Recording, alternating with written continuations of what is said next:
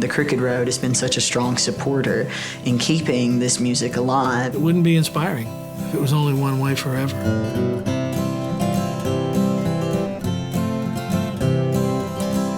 I think the music has a linear nature to it that always goes back and pulls out pieces from what came before. I love that young kids today have a different slant on it than I did. And I think our music will be safe from now on as long as those kids keep playing like that. That's the beauty of music. It's all about interpretation.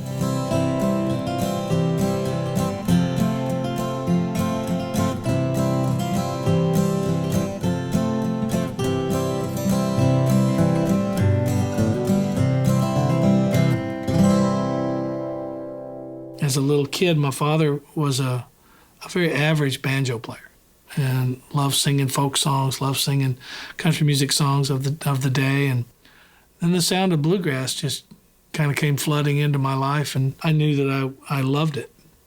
I think because of how honest it is.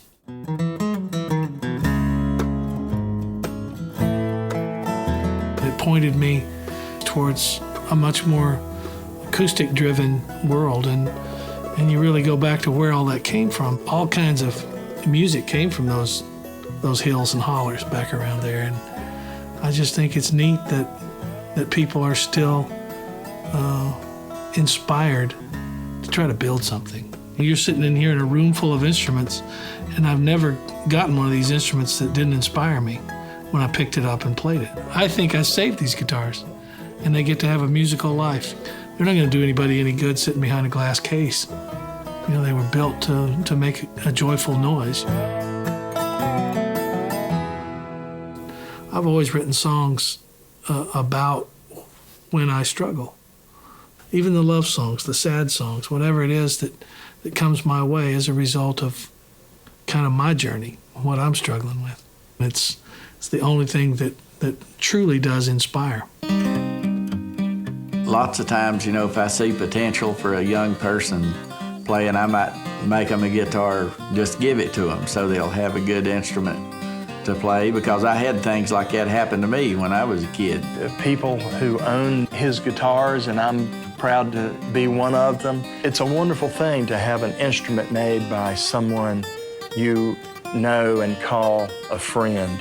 The reason I was fortunate enough to get one of his guitars was, he said, if you'll come play my festival, I'll build you whatever you want.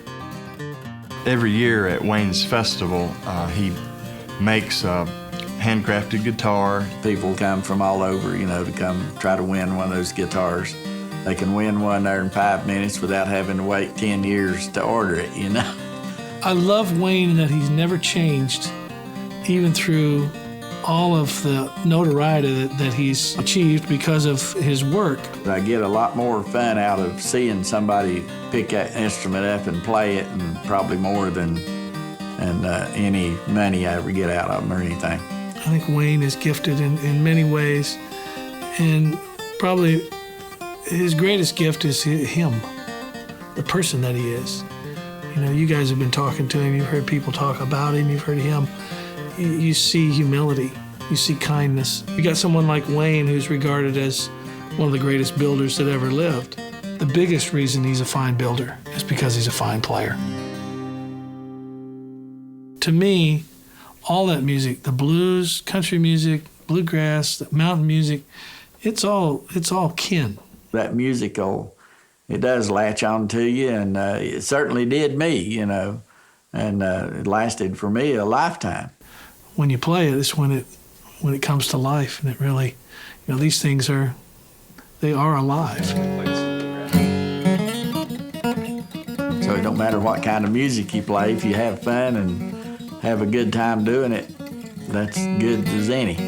You know, we all have gifts. At the end of the day, what you really have in front of you is this moment right here. Just go find it. You know, don't be afraid to jump in the deep end. Thank you, Wayne. Still ringing. Don't cut. Still ringing. Check it out. This is a good guitar. It don't quit.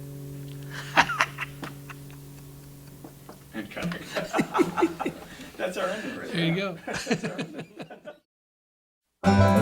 go.